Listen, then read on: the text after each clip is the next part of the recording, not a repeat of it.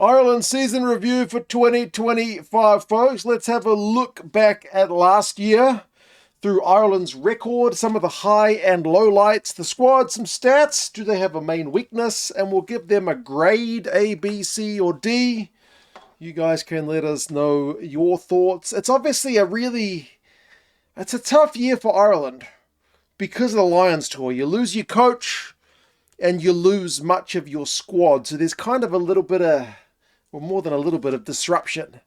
It's not a stable year. And I remember back in the days when the Lions contingent was largely very Welsh and Gatland was the coach.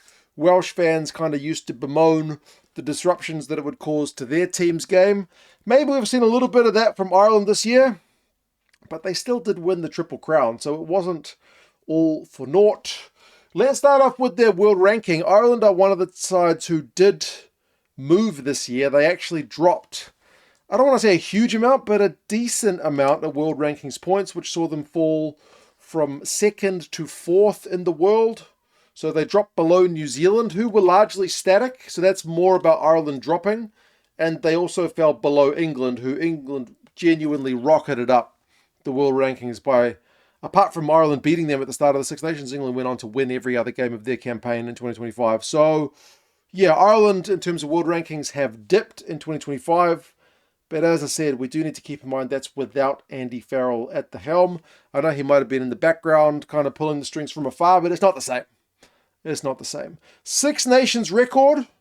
I mean, it's a 4-1 record, so 4 wins, 1 loss, which is the same as what France got and the same as what England got. So in that, like, kind of out of context way, I feel like it looks pretty good. But I think the more attention you pay to it, it doesn't look as good, as even though the fact that Andy Farrell's not there. So they lose the Six Nations title, which they were the incoming champions with, on bonus points, 2 behind France and 1 behind England. They did beat England 27-22, which was maybe a little bit closer than expected. But as I said, England did end up having a very good year. And then they kept their record over the Scots, who Ireland's record over Scotland is quite incredible in recent years. That was an emphatic 32-18 victory. So every time I think, yeah, maybe this is the time that Scotland... No, they don't get close to Ireland, even though it was at Murrayfield. The game against Wales was a bit of an interesting one because 27-18 was maybe not as emphatic as you would have expected, given the doldrums Welsh rugby had been in, and Gatland had just stepped away. But I feel like Gatland having stepped away and Matt Sherratt temporarily being in charge gave them a bit of a boost. Maybe we've seen it quite a lot. Like, football teams tend to change their managers a lot more than rugby teams do. So you sometimes see a bit of a bounce back in the initial period. We maybe saw a little bit of that from Wales, but Ireland still got the win. But the main game you're focusing on, if you're looking at this campaign from Ireland, it's got to be the loss. And it wasn't just a loss, it was 42-27. It was a smashing.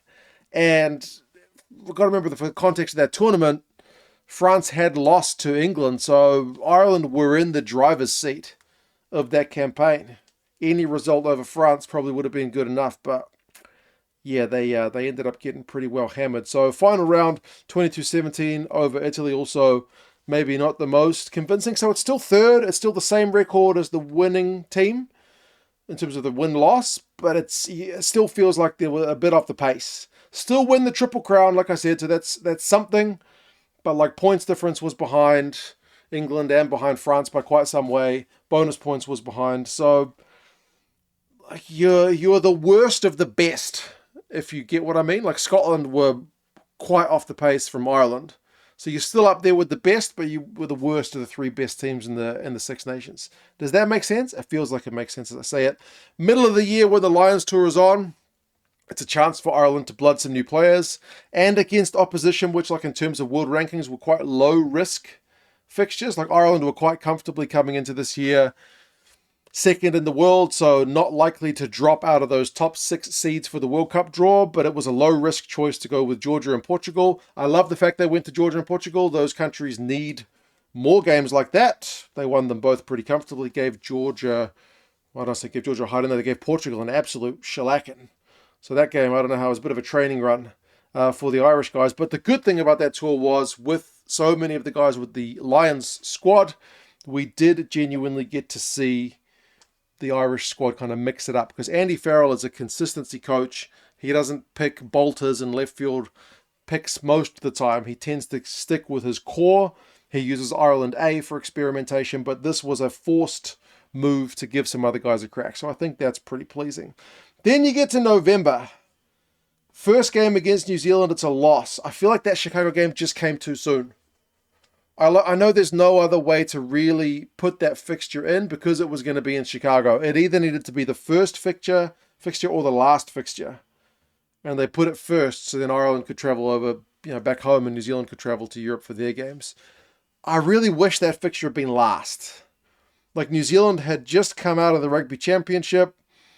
Ireland were their first game back together, since the break. So I feel like we could have got a better spectacle if that fixture wasn't played when it was, but hey, they lose the game in Chicago.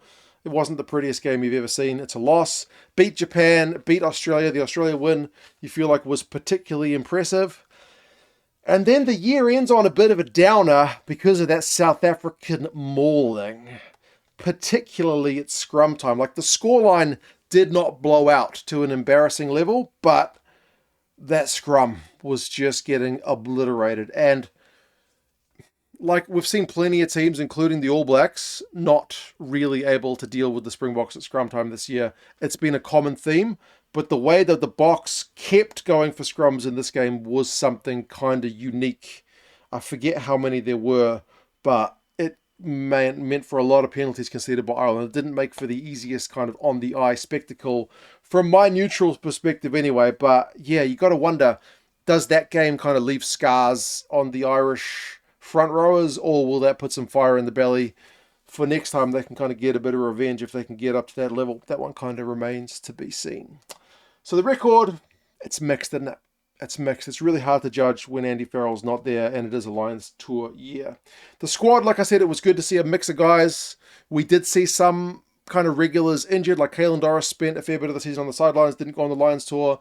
Hugo Keenan missed much of the year, so we did get to see a little bit more rotation from Ireland than usual. We got to see the blooding of a few new young guys, which I'm quite optimistic about. So that part, I think I'm reasonably happy with this year, because I like to see a little bit of chopping and changing, even if I think generally consistency tends to win the day. Stats-wise, if you're an Irish fan, you probably don't need me to tell you this, but your line-out still remains pretty patchy. It's at like 85% success, which is around about the same as Australia, who don't have the best line-out either, and it's, I think, a little bit better than Fiji. You're pretty much behind everyone else. Some of the teams, like the French, are in the 90s. A lot of the teams are in the higher 80s. There's been a few too many games this year, or last year, I'm recording this in 2025, where Ireland's line-out just didn't operate efficiently, and it's pretty costly because it's such an important part of the game to get your set piece right. On the positive side, they don't usually concede that many penalties. Discipline is usually pretty good. Like, 18 penalties conceded from the South African game kind of blows out your average a little bit. It's usually like 8.5 on average a game, which is like, some teams are 10 plus. Coaches like to keep it below 10, so Ireland is usually a pretty good disciplined team. It is noteworthy, though, that like certain things are a bit down, like defenders beaten is down, run meters are down. So I still feel like Ireland aren't there at the moment. But I don't think that's necessarily a bad thing, because I think in the last couple of World Cup cycles, Ireland have peaked a little bit too early. I think it's fair to say 2019 and 2023, Ireland had pretty good years the year before that World Cup, and then the World Cup didn't go that well. So I kind of like the idea that Andy's got the team, the pieces, he's still trying to put them together, and fingers crossed they can click. Just come, 2027 Rugby World Cup they can get. Because like when Andy Farrell first took over, it took him a little while to get all those pieces in a row, right? It wasn't instant success. So I'm hoping that that's kind of the situation we are seeing here.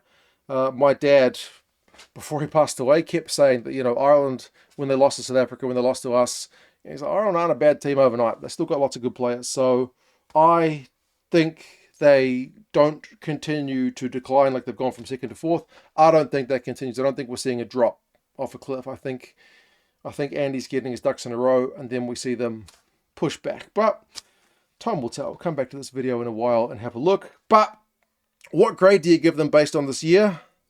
It might be a bit harsh, but I think you go a C, which is a pass, but it's not like an emphatic pass. You know, you would have liked to win over South Africa or the All Blacks. You didn't get those, but you did get the wins over Australia, and you got the win over Japan. You finished decently in the Six Nations, but you would have liked to win the thing. You still got the Triple Crown, and they got to blood a bunch of youngsters in the middle of the year when that was the time to do it during the Disruptive Lions Tour. So a mixed bag, not terrible by any means, still things to work on, and yeah, I reckon it's onwards and upwards from here. But you guys let us know your thoughts. I know there are some naysayers who are already, counting Ireland out for the next couple of years, saying that they're finished fourth and the squad's getting too old and whatnot. We'll see who's right. But anyway, you guys let me know your thoughts. If you're wondering why I'm doing like this random video at the end of 2025, start of 2026, I'm actually on holiday right now. I'm pre-recording this one because YouTube doesn't really do like annual leave. So keep some videos going while I'm away. So if you appreciate that, drop a subscription or a like or a comment. Let me know. I'll read them when I get back. Taking my mum out for a bit of travel so she's not sitting at home alone over the summer. But yeah, appreciate you guys for being here. Take care. Enjoy your new year, and I will talk to you guys again soon. See you later.